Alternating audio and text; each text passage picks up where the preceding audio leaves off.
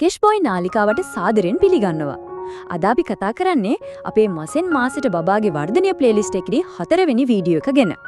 ඒ කියන්නේ 4 වෙනි මාසයේදී බබාගේ ඇතිවන වෙනස්වීම් සහ දෙමව්පියන් සැලකිලිමත් විය යුතු කරුණු ගැනයි. ඔයාලා අපේ මෙම ප්ලේලිස්ට් එකේ කලින් වීඩියෝ එවනු බබාගේ 3 වෙනි මාසයේදී වර්ධනය වීඩියෝ එක තවමත් බලවෙන්නේ නැත්නම් ඉහළින් තියෙන කාඩ් එකෙන් හෝ ඩෙස්ක්‍රිප්ෂන් එකේ තියෙන ලින්ක් එකකින් ගිහින් ඒකත් අනිවාර්යයෙන්ම බලන්න කියලා ආරාධනා කරනවා. හරි. අද අපි මේ පැහැදිලි කිරීම ප්‍රධාන වශයෙන් කොටස් 4ක් යටතේ කතා කරමු. බබාගේ ප්‍රධාන වර්ධන ලක්ෂණ, ඊළඟට ආරක්ෂාව සහ රැක බලා ගැනීම, අසාත්මිකතා සහ සෞඛ්‍ය, සහ අවසාන වශයෙන් අම්මලා තාත්තලාට ගොඩක්ම වැදගත් වෙන උපදෙස් ටිකක් ගැන අපි අද සාකච්ඡා කරනවා. අපි මුලින්ම පළවෙනි මාතෘකාවට යමු ප්‍රධාන වර්ධන ලක්ෂණ.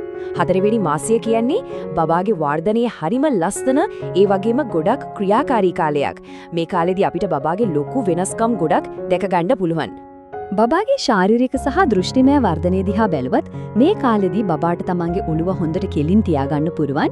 ඒ වගේම බඩ ගන්න ලෑස්ති වෙනවා වගේ මුණින් අතට හැරෙන්න කියන්නේ රෝල් වෙන්නත් උත්සාහ කරනවා. අතට අහුවෙල ඕනම දෙයක් අල්ල ගන්නත් දැන් යාලා හරිම ආසයි. ඇස්වල පෙනීම ගැන කතා කළොත් ඒකත් දැන් ගොඩක් දුරට දියුණු වෙලා තියෙන්නේ. එහා මෙහා යන දේවල් දිහා බලන් ඉන්න වගේම විවිධ පාට වර්ග අඳුර ගන්නත් දැන් බබාට හැකියාව ලැබිලා තියෙනවා. මේ කොටස නම් ඇත්තටම හරිම සිත් ගන්නාසුලුයි. දැන් බබා හයියෙන් hina වෙන පටන් අරගෙන අම්මා තාත්තා දිහා බලලා මුහුණේ ඉරියව් කොපි කරන්නත් හදනවා. ඒ විතරක් නෙවෙයි බා දා මා වගේ ශබ්ද කර කර තනියම කතා කරන්නත් පටන් ගන්නවා. දැන් බබා අඬන විදිහෙන් එයාට බඩගිනිද නිදිමතද නැත්නම් මහන්සිද කියලා අම්මලා තාත්තලාට ලේසියෙන්ම තේරුම් ගන්නත් පුළුවන්. ඊළඟට අපි යමු අපේ දෙවෙනි කොටසට. ඒ තමයි ආරක්ෂාව සහ රැක බලා ගැනීම. බබා දැන් ටිකක් දඟලන නිසා අපි වෙනදාට වඩා මේ ගැන සැලකිලිමත් වෙන්න ඕනේ. මෙතනදී ගොඩක්ම වැදගත් දෙයක් තමයි ටමි ටයිම් කියන්නේ. ඒ කියන්නේ බබාව දවසකට විනාඩි කිහිපයක් මුණින් අතට තියන එක. හැබැයි මේක කරන්න ඕනේ බබා ඇහැරිලා ඉන්න වෙලාවට අනිවාර්යයෙන්ම වැඩිහිටියෙක් ළඟ ඉන්නකොට විතරයි. මේකින් බබාගේ බෙල්ලේ සහ පිටේ මස් පිඩු හොඳට ශක්තිමත් වෙනවා. ඉස්සරහට යන වර්ධන අධිරයන් වලට මේක විශාල උදව්වක්. ඒ වගේම මෙන්න මේකනම් අනිවාර්යයෙන්ම මතක තියාගන්න ඕනේ රංගවන් නීතියක්. කිසිම වෙලාවක බබාව ඇඳක් උඩ හරි සෝෆා එකක් උඩ හරි තනියම දාලා යන්න එපා. මොකද දැන් බබා පෙරලෙන්න try කරන නිසා එකපාරකම බිමට වැටෙන්න ඉඩ තියෙනවා. ඒ නිසා බිමට පිරිසිදු පැදුරක් හරි ප්ලේ මැට් එකක් හරි දාලා බබාව තියෙන එක තමයි වඩාත්ම ආරක්ෂිත. තවත් විශේෂ දෙයක් තමයි කුඩා දේවල්. අපි කලින් කිව්වා වගේ 4 වෙනි මාසයේදී බබාලා අතට අහුවෙන හැමදේම කටට දාගන්න උත්සාහ කරනවානේ. ඒ නිසා හුස්ම හිර වෙන්න පුළුවන් පුංචි සෙල්ලම් බඩු, කාසි වගේ කුඩා දේවල් බබාට අහු නොවන තැන් වලින් තියන්න අනිවාර්යයෙන්ම වග බලා ගන්න. හරි. අපි ඊළඟට කතා කරමු අසාත්මිකතා සහ සෞඛ්‍ය ගැන. මේවා ගැන අහලා අනවශ්‍ය විදිහට බය වෙන්න එපා. හැබැයි මේ ගැන හොඳ අවබෝධයකින් ඉන්නට ගොඩක් වැදගත්. පළවෙනි දේ තමයි කෑම. 4 වෙනි මාසය කියන්නේ බබාට තනිකරම මව් කිරි එහෙමත් නැත්නම් ෆෝමියුලා කිරි විතරක් දෙන කාලයක්. ඝන ආහාර කියන්නේ solid foods දෙන්න මේක සුදුසු කාලය නෙවෙයි. කිරි විතරක්ම ලබා දෙන්න මතක තියාගන්න. කිරි අසාත්මිකතර සහ සමේ රෝග අතර වෙනස අඳුර ගන්න එක ගොඩක් වැදගත්. කිරි ප්‍රෝටීන අසාත්මිකතාවයක්, ඒ කියන්නේ CMPA තත්වයකදී සමේ රතු පාට ලප, බඩේ අමාරුව, මල පහයි කලේ පිටවීම, එහෙම නැත්නම් බබා ගොඩක් අඬන එක වගේ ලක්ෂණ දකින්න පුරුවන්. හැබැයි එක්සීමා වගේ සමේ රෝගයකදී වෙන්නේ සම වියලි වෙලා කසන්න ගන්න එක. මේවා සබන්, පවුඩර් වගේ දේවල් නිසාත් වෙඩි වෙන්න පුළුවන්. මේ වෙනස හරියටම අඳුර ගන්න එක වටිනවා. මේ ගැන දෙන්න තියෙන වැදගත්ම උපදේශ තමයි මේ වගේ මොන හරි ලක්ෂණයක් දැක්කොත් ඉක්මනින්ම ළමා රෝග විශේෂඥ වෛද්‍යවරයෙක් හමු වෙන්න කියන එක.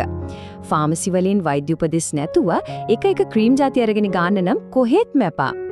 අපි දැන් ආවේ අපේ අවසාන කොටසට. ඒ තමයි අලුත් දෙමව්පියන්ට වැදගත් වෙන උපදෙස්. බබා ගැන විතරක්ම නෙවෙයි මේ මහන්සි වෙන අම්මලා තාත්තලා ගැන කතා කරන එකත් ඒ තරමටම වටිනවා.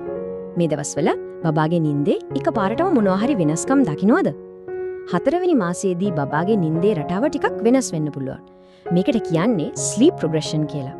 මේක ඇත්තටම සාමාන්‍ය දෙයක්. ඒ නිසා අනේ අපෙන් මොනවා හරි වැරද්දක් වුණාද කියලා අම්මලා තාත්තලා බය වෙන්නවත් කලබල වෙන්නවත් ඕනි නෑ. මේ නිින්දේ ප්‍රශ්නේ විසඳගන්න සරල පියවර ටිකක් අපිට පාවිච්චි කරන්න පුළුවන්.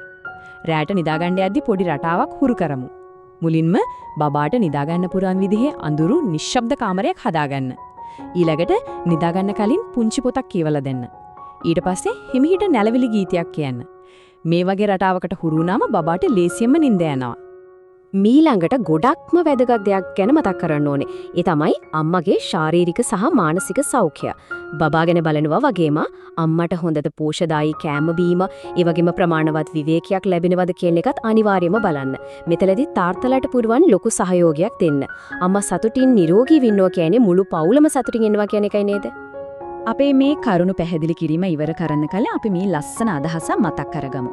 සෑම දරුවෙක්ම විශේෂයි. මේක ඇතරම හරිම ගැඹුරු කතාවක්. තමන්ගේ බබාගේ වර්ධනය අනිත් බබාලා එක්ක කවදාවත් සසඳන්න එපා. මොකද හැම දරුවෙක්ම වර්ධනය වෙන්නේ එයාලා තම ආවේනික වුණු එයාලගෙන වේගයකට. ඒ නිසා ඒ වර්ධනය සතුටින් අත්විඳින්න. මේ වීඩියෝ එක ඔයාලට වැදගත් වුණා නම් අලුත් අම්මලා තාත්තලා එක බෙදා ගන්න ෂෙයා කරන්න, වීඩියෝ එක ලයික් කරලා ඔයාලගේ අදහස් පහලින් කමෙන්ට් කරන්න. තවත් මේ වගේ වටිනා වීඩියෝ දිගටම බලන්න කිෂ්බොයි නාලිකාව සබ්ස්ක්‍රයිබ් කරන්න. ස්තුතියි.